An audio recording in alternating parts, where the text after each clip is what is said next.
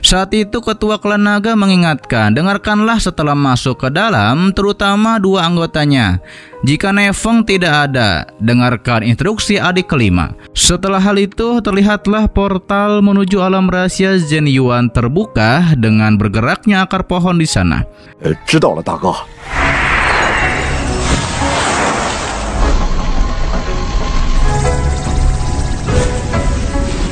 Kemudian Nefeng dan yang lainnya mengubah wajah mereka dengan pil pengubah wajah. Terlihatlah satu persatu dari klan Laut Barat memasuki portal menuju alam rahasia Zhen Yuan. Sementara Nefeng menanyakan kepada Aomang, apakah saudara Aomang punya topi jerami? Aomang langsung memberikannya kepada Nefeng.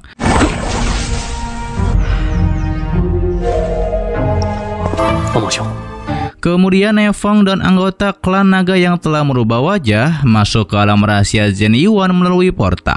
Setelah hal tersebut, Nefeng mendarat di alam rahasia. Ia pun langsung membuka peta yang ternyata ia berada di tempat terjauh, yaitu Gunung Kuiyuan. Sebaiknya Nefeng segera bergabung dengan yang lainnya. Ia juga langsung memakai topi jeraminya.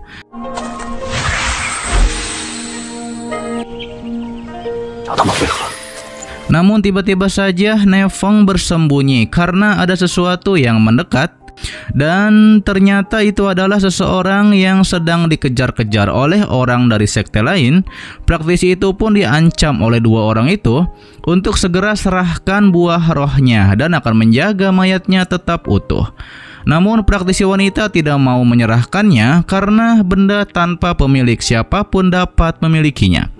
Jika terus mengganggu, ia tidak akan menunjukkan belas kasihan. Kata-katanya pun direspon oleh praktisi wanita dari sekte Laut Barat. Ketika itu Mei'er penasaran apakah punya kemampuan untuk mengintimidasi. Hingga akhirnya salah satu dari mereka pun menyerang praktisi wanita itu dengan cakar kekuatan. Ditegaskan salah satu di antara mereka bahwa Bai Tian adalah orang terkuat di antara ketiga klan. Tidak ada yang bisa mengalahkannya di ranah yang sama. Bahkan Mei'er juga menyuruh agar bersikap lembut kepada praktisi wanita itu. Tidak menyenangkan jika mereka mati di sini. Di sisi lain terlihat Nefeng mengetahui bahwa orang-orang ini, satu ada di ranah 1 tingkat 6, 2 tingkat 6, dan ini cukup merepotkan. Kembali kepada mereka, terlihat praktisi wanita menyerang Bai Tian. Terjadilah pertarungan pedang di antara mereka berdua. Namun ketika Bai Tian akan menyerang secara diam-diam, Nefeng langsung muncul dan melindungi praktisi wanita. Ia mengatakan, serangan diam-diam bukanlah kebiasaan yang baik.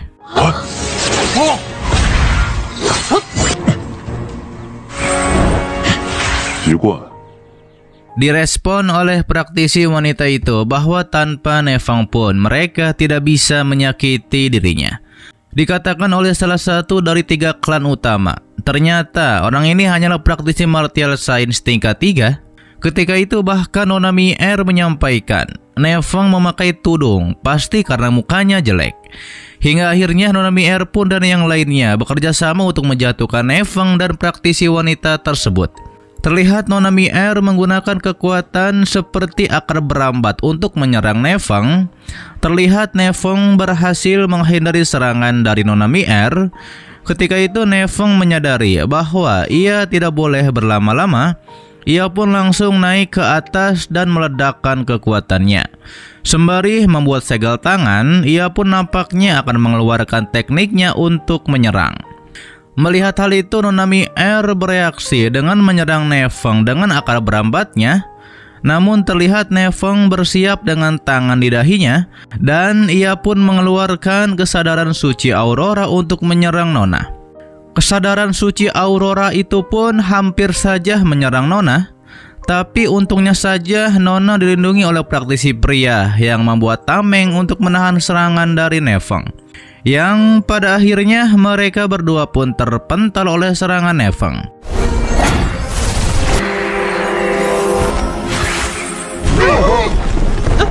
Saat itu Bai Tian bertanya-tanya siapa sebenarnya Nefeng ini.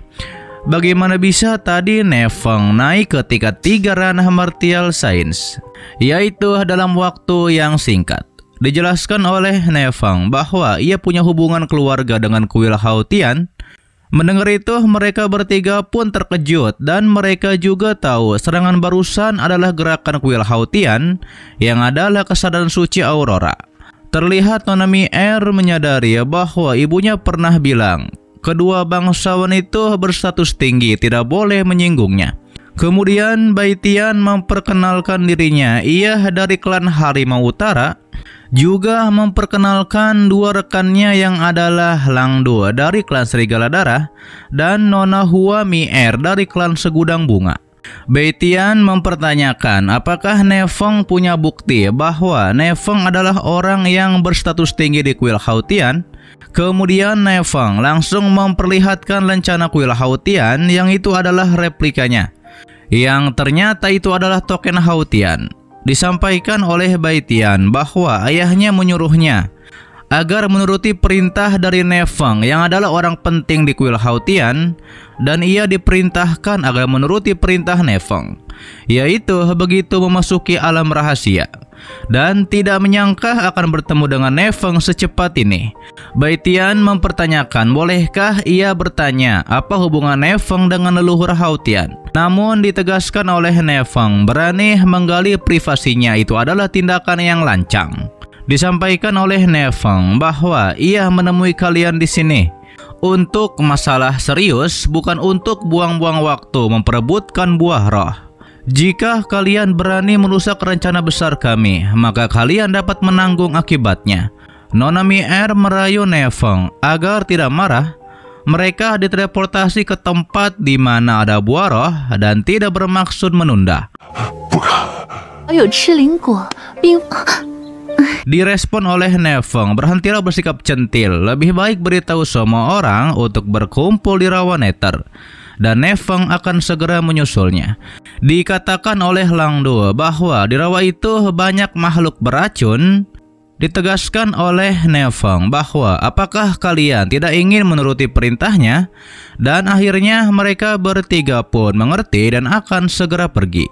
Ketika itu Nefeng diberitahu oleh bocil imut agar Nefeng sebelum pergi ke kolam teratai, pergilah ke gunung di utara dulu. Ketika itu Nefeng mengatakan ia senang bertemu dengan praktisi wanita itu dan ia pun pamit pergi. Setelah hal itu, praktisi wanita menyerahkan buah rohnya sebagai tanda terima kasih karena Nefeng telah menyelamatkan dirinya. Namun Nefeng mengembalikannya lagi karena itu tidak perlu. Praktisi wanita tahu bahwa Nefeng menipu mereka karena mereka pergi ke timur, tapi Nefeng malah pergi ke utara.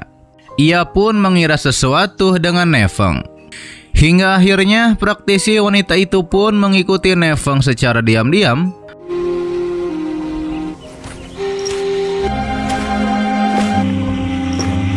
Terlihat Nefeng menyadari bahwa ia diikuti oleh wanita itu. Ia pun langsung bersembunyi di atas pohon. Sementara praktisi wanita mencari di mana Nefeng. Cepat sekali Nefeng menghilang. Ia pun mencari di manakah Nefeng berada. Ketika itu disampaikan oleh Nefeng mengapa wanita ini terus mengikutinya. Setelah melihat Nefeng berada di atas pohon, wanita itu menjadi heran. Mengapa Nefeng sekarang justru kembali ke ranah tingkat 3 martial science? Disampaikan oleh praktisi wanita itu bahwa Nefeng memodohi mereka juga dirinya. Ditegaskan oleh Nefeng, ia memang berhubungan dengan kuil Hao Tian. Adapun hal yang lainnya ada yang asli dan palsu. Dikatakan oleh praktisi wanita jika tebakannya benar, Nefeng berasal dari Gunung Naga Terbang, atau orang ini adalah martial genius yang adalah Nefeng. Ditanyakan oleh Nefeng apakah praktisi wanita membenci orang-orang itu yang adalah dari ketiga klan utama. Dijawab oleh praktisi wanita, bahkan ia tidak mengenal mereka. Dengar-dengar meskipun Nefeng baru berusia 30 tahun, telah mencapai ranah martial science tingkat 3 dan menghabisi Hao Ye yang adalah martial science tingkat 5, dan ia ingin menantang Nefeng. Disampaikan oleh Nefeng bahwa orang yang bernama Nefeng itu tidak ada di sini dan bisa mencari Nefeng di tempat lain. Meski mengatakan seperti itu, praktisi wanita tetap mengikuti Nefeng dan terlihat Nefeng masuk ke sebuah tempat yang terdapat formasi segel yang mungkin itu adalah jebakan. Terlihat mereka berdua pun menyadari bahwa kabut mulai tebal. Nefeng yang tahu bahwa wanita ini terus mengikutinya. Disampaikan oleh praktisi wanita bahwa Nefeng bukan pemilik jalan ini.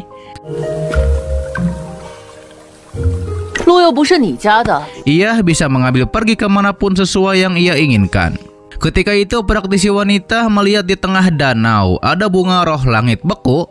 Dikira wanita itu bahwa bunga itu sudah lama punah.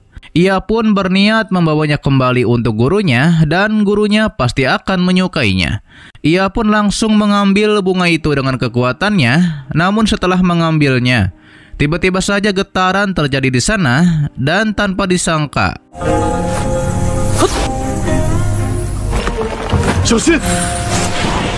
ada serangan yang entah dari mana menyerang praktisi wanita itu. Serangan itu pun telak mengenai praktisi wanita tersebut sampai ia terpental lalu diselamatkan oleh Nefeng. Nefeng pun berhasil menangkap wanita itu juga mengambil bunganya. Ketika berada di dekat Nefeng, Nefeng pun mencium bau parfum dan ketika wanita itu sadar, ia pun menjadi malu dan menjauhkan dirinya dari Nefeng.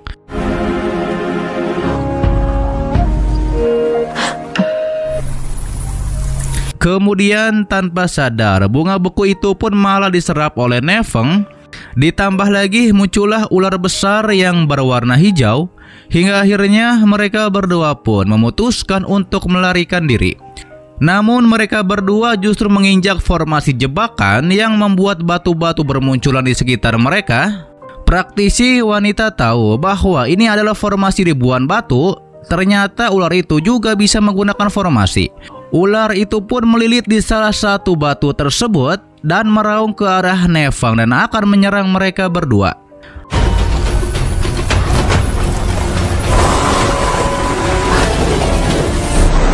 Namun pastinya Nefeng melawan ular besar itu dengan serangan pedangnya. Meski begitu, ular tersebut masih bisa menyerang Nefeng. Dikatakan oleh Nefeng, meskipun binatang ini belum berevolusi, tapi kekuatannya hampir mencapai tingkat 6. Terlihat praktisi wanita akan ikut melawan juga. Akan tetapi terlihat bebatuan yang dibuat oleh ular itu menjadi semacam boneka tempur. Batu boneka tempur itu langsung menyerang praktisi wanita. Sementara itu Nefeng diserang oleh ular besar. Kemudian ia pun langsung mengeluarkan teknik sainsnya untuk menyerang ular besar. Ditambah lagi Nefeng juga diserang oleh boneka batu yang dikendalikan oleh ular besar tersebut. Nefeng pun langsung membalas serangan tinju batu itu dengan kekuatan pedangnya.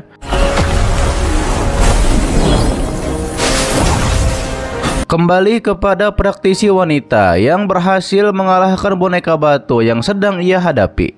Kemudian Nefeng datang dan menyuruh agar praktisi wanita untuk mencari mata formasinya, sementara ia yang akan menghentikan ular besar ini.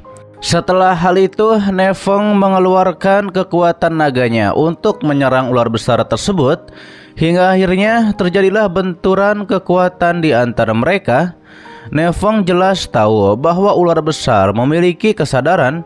Ia pun menyuruh agar ular itu berhenti sekarang dan ia akan membiarkan ular itu untuk hidup. Mendengar hal itu, ular tersebut justru menangis. Hal itu membuat Nefeng terkejut. Lalu muncullah kembali boneka batu yang muncul dari formasi. Sementara praktisi wanita mengeluarkan teknik tebasan 3 immortal terbang dan ia pun berhasil menemukan mata formasinya.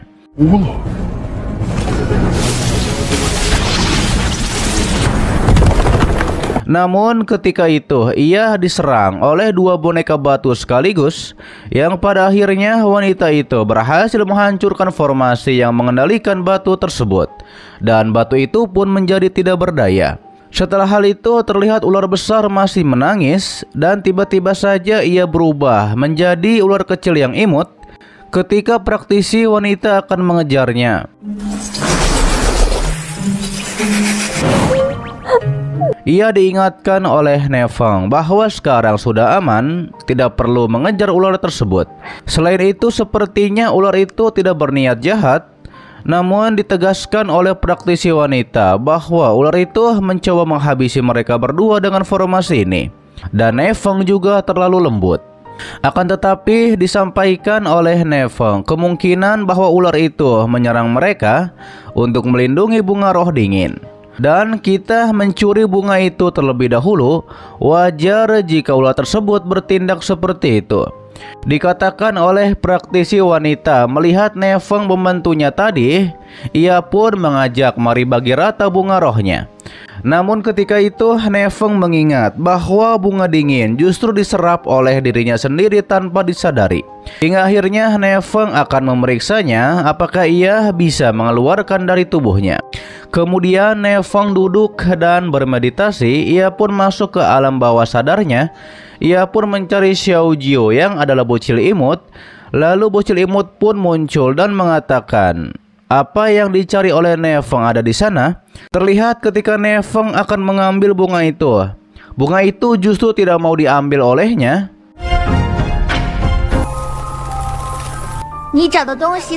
Dijelaskan oleh bocil imut bahwa bunga itu lari ke dalam sini sendiri. Ditambah lagi ia tidak ada urusannya dengan bunga tersebut. Yang dimaksud oleh bocil imut adalah bunga tersebut memilih Nefeng sendiri. Dikatakan oleh bocil imut bahwa bunga ini memiliki kelemahan, tapi begitu disembuhkan ia memberikan banyak manfaat bagi Nefeng. Dan Nefeng tidak dapat mengeluarkan bunga itu sekarang. Tidak peduli seberapa banyak Nefeng mencoba untuk mengambil bunga itu. Bocil imut menyuruh Nefeng untuk pergi ke utara dan akan menemukan kolam itu. Bisa menekan luka dalam Nefeng setidaknya selama 6 bulan. Dengan begitu kita akan punya banyak waktu untuk menemukan pengobatan akar. Kemudian setelah Nefeng bangun dari meditasinya, ia pun mengatakan kepada praktisi wanita bahwa ia tidak bisa mengeluarkan bunganya dan ia pun akan menebusnya dengan hal lain. Terlihat ketika itu Nefeng meminta tangan dari praktisi wanita dan akhirnya mereka pun berpelukan di sebuah taman bunga. Namun ternyata itu prediksi dari pikiran praktisi wanita saja yang mengira bahwa Nefeng akan melakukan itu. Hingga akhirnya ia pun berkata tidak usah. Lalu Nefeng pun pamit pergi karena ada urusan lain. Melihat Nefeng menuju arah berbahaya, praktisi wanita mengingatkan bahwa arah itu berbahaya. Mengapa Nefeng masih pergi? Hingga akhirnya ia pun memutuskan untuk mengikuti Nefeng kembali. Ditanyakan oleh Nefeng mengapa wanita ini mengikutinya lagi. Disampaikan oleh praktisi wanita, ia tidak ingin melihat Nefeng pindah alam. Bagaimanapun juga mereka berdua telah melewati bahaya bersama. Nefeng menanyakan siapa nama dari praktisi wanita ini. Ternyata praktisi wanita ini bernama Feng Shuang. Kita sebut saja Nona Feng Shuang. Nefeng pun pastinya tidak ingin ketahuan dan menyebut namanya Xiao Tiao. Mendengar nama itu, Nona Feng bertanya-tanya, apakah benar orang ini bukanlah Nefeng? Bahkan jika bukan Nefeng, ia pasti akan menemukan Nefeng dan mengikuti Xiao Tiao ini. Kemudian mereka berdua pun tiba di sebuah gua dan juga memasukinya.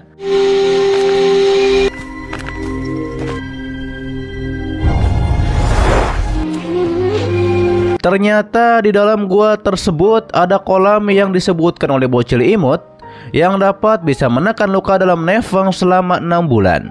Ditanyakan oleh Nona Feng apakah kolam itu sangat penting bagi Xiao Tiao. Disampaikan oleh Nefeng bahwa roh ular mungkin bersembunyi di sini. Sebaiknya mereka berhati-hati. Terlihat Nefeng menginjak sebuah formasi dan tiba-tiba saja pintu di sana pun menjadi tertutup. Kemudian muncullah formasi guntur yang menyerang mereka berdua. Pastinya mereka berdua menghindarinya. Ditambah lagi kata Nona Feng. Guntur ini bahkan yang ada di ranah 39 pun tidak dapat bertahan jika terkena serangan guntur ini. Dijelaskan oleh Nefeng, ular itu dengan energi spiritual yang terbatas. Kenapa bisa membuat formasi tingkat tinggi? Terlihat ketika mereka berdua akan tersambar guntur, Nefeng membuat tameng kekuatan agar melindungi mereka berdua. Nefeng mengatakan, akankah seseorang mencoba menghabisi mereka berdua hanya demi sekuntum bunga? Takutnya segalanya tidak sesederhana itu. Nefeng melihat bahwa formasi itu berputar lebih cepat.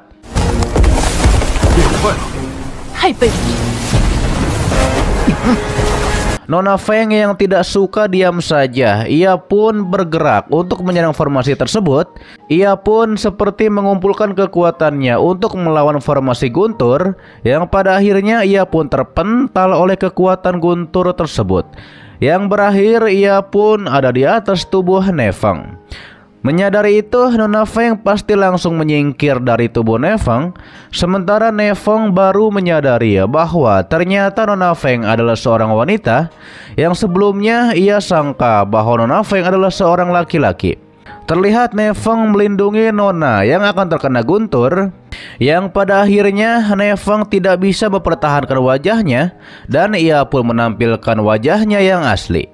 Melihat wajah Nefeng, Nona Feng mengingat poster buronan dan ia pun mengatakan bahwa benar saja bahwa orang ini adalah Nefeng. Lalu tiba-tiba saja ada suara yang berbicara. Bahkan Kaisar bela diri surgawi pun tidak bisa mendapatkan sesuatu yang tersembunyi di sini. Kemudian muncullah seperti avatar roh iblis di sana. Ia pun menantang mereka berdua. Ia ingin melihat berapa lama kalian bisa bertahan di sini. Terlihat Nefeng menghindari guntur yang dikeluarkan oleh formasi tersebut. Ketika itu ia pun bertanya-tanya mengapa pil pengubah wajahnya kehilangan efek dan kembali ke wajah aslinya. Kemudian Nona Feng menahan serangan guntur dengan pedangnya. Ia pun mengatakan akan menyelesaikan masalah ia dan Nefeng nanti. Terlebih lagi ia akan menyelesaikan formasi guntur ini terlebih dahulu. Kemudian Nona Feng langsung mengeluarkan tekniknya, yaitu hubungan angin ribuan mil menyerang ke arah guntur tersebut. Yang pada akhirnya guntur itu justru berubah menjadi avatar roh yang sangat besar, memiliki tanduk dan juga memegang palu. Avatar roh tersebut ternyata ada dua, hingga akhirnya Nona Feng menyerang dua avatar roh tersebut. Akan tetapi justru dua avatar roh itu menyerang langsung ke arahnya. Terjadilah benturan kekuatan hebat di antara mereka, dan akhirnya Nona Feng pun terlempar oleh serangan dua avatar roh itu. Sementara Nifang berhasil menyelamatkan Nona Feng. Lantas ia mengeluarkan teknik Phoenix-nya untuk menyerang.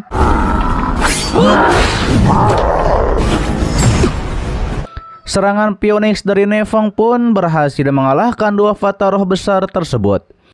Setelah hal itu terlihat Nona Feng yang sedang dipangku oleh Nefeng. Ia pun seperti terpesona oleh kegantengan Nefeng. Setelah mendarat, Nefeng menanyakan, ternyata Nona Feng bisa menemukan mata formasinya.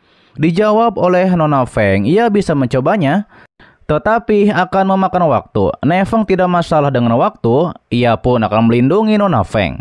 Setelah itu, Nefeng mengeluarkan kekuatannya di sana dan membuat semacam tameng agar melindungi mereka berdua. Nona Feng mengetahui bahwa Nefeng ada di tingkat 6. Kemudian ia pun mengeluarkan sesuatu untuk menemukan mata formasinya.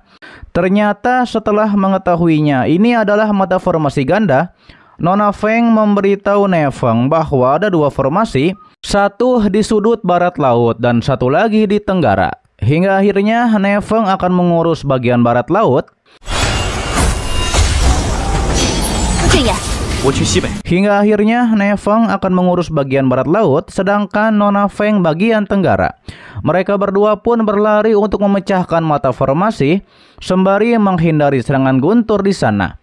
Di sisi lain terlihat avatar iblis, ia pun mengatakan sepertinya ia meremehkan mereka berdua. Tapi sayangnya semuanya sudah berakhir, dan ia pun merubah formasi gunturnya menjadi warna merah dan juga mengeluarkan serangan guntur api merah. Serangan guntur tersebut langsung menyerang mereka berdua, namun mereka berdua melindungi diri dengan tameng kekuatan. Kemudian lanjut Nefeng mengeluarkan kekuatan naganya untuk menyerang mata formasinya dan berhasil menghancurkannya.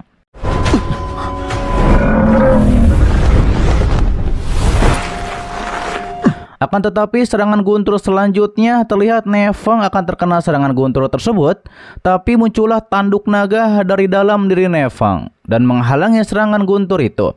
Hingga pada akhirnya formasi guntur itu pun tiba-tiba saja menghilang sebab oleh kekuatan dari tanduk naga. Ketika itu Nefeng mengetahui bahwa tanduk naga menjadi berbeda setelah menyerap kekuatan petir. Sementara itu terlihat avatar iblis tersebut berubah menjadi praktisi. Ia pun menanyakan Nefeng, bukan dari klan naga, mengapa memiliki tanduk naga.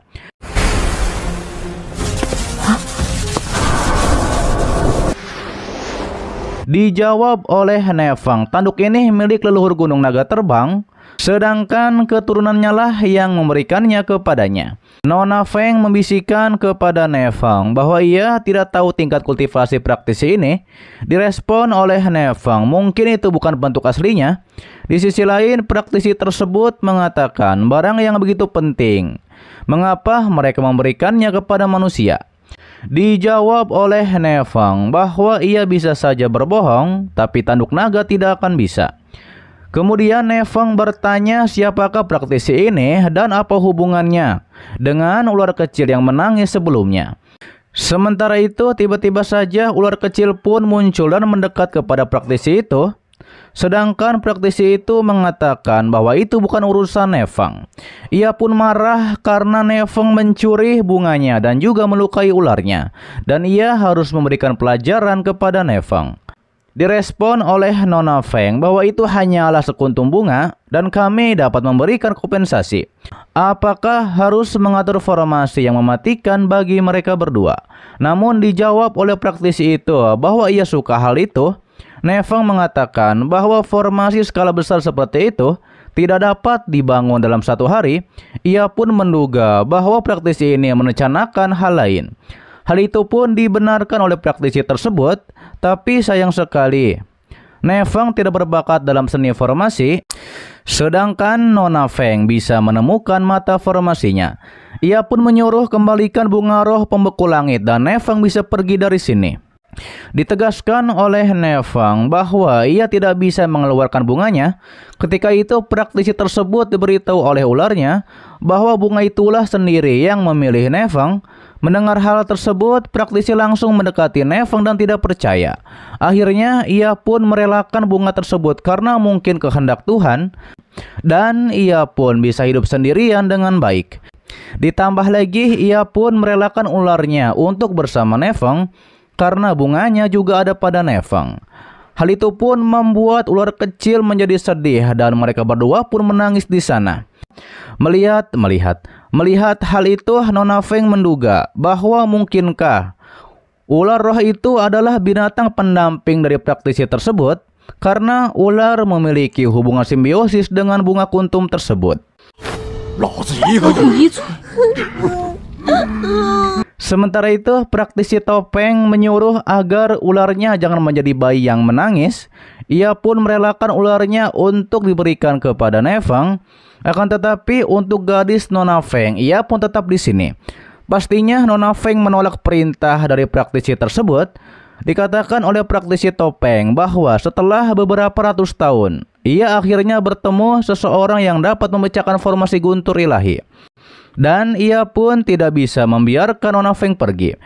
Lantas ia pun menyerang ke arah Nona Feng. Nona Feng merespon bahwa tidak ada yang bisa memaksanya untuk tinggal. Mari kita lihat apakah praktisi topeng itu mampu untuk melakukannya. Terjadilah pertarungan di antara mereka berdua.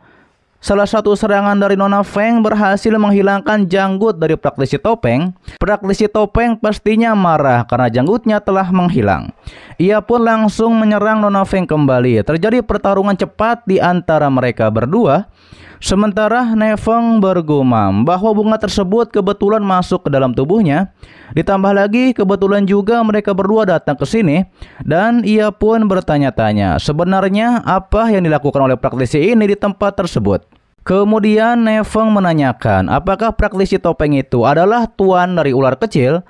Dijawab oleh ular kecil ternyata bukan. Nefeng menanyakan kembali apakah praktisi itu dikurung atau disegel di tempat ini.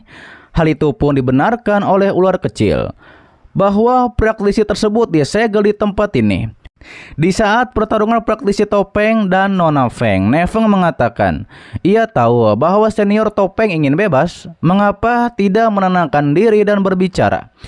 Direspon oleh praktisi Topeng bahwa kecuali Neveng bisa menumbuhkan janggutnya kembali. Hal itu pun mendapat respon dari Nona Feng bahwa itu hanyalah janggut palsu. Ditambah lagi senior Topeng telah membuatnya jatuh berkali-kali. Bahkan jika mencabut semua rambut senior Topeng itu juga tidak akan cukup. Neveng yang melihat pertarungan mereka berdua terus berlanjut, Neveng ingin meminjam niat pedang dari bocil imut untuk dikeluarkan. Hingga akhirnya Neveng mengeluarkan niat pedang yang ia pinjam dari bocil imut. Melihat niat pedang tersebut, mereka berdua pun berhenti bertarung. Kemudian senior Topeng pun menanyakan apa yang Neveng inginkan. Dikatakan oleh Neveng bahwa saat ia menyelesaikan urusannya, ia akan melakukan yang terbaik untuk mengeluarkan senior Topeng dari tempat ini. Ini sebagai kompensasi atas kerugian dari senior Topeng. Selain itu, Neveng juga ingin menggunakan kolam spiritual milik senior Topeng.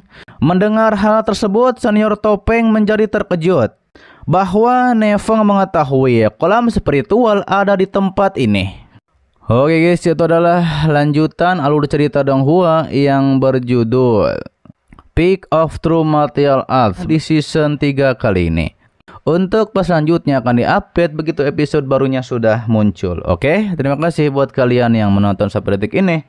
Dan selalu mensupport channel admin. Sehat-sehat buat kalian semua. Dan jangan lupa di subscribe agar kalian tidak ketinggalan setiap notif berikutnya.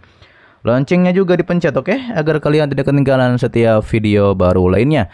Dan sampai jumpa kembali di video selanjutnya. Till next time and bye-bye. Assalamualaikum warahmatullahi wabarakatuh.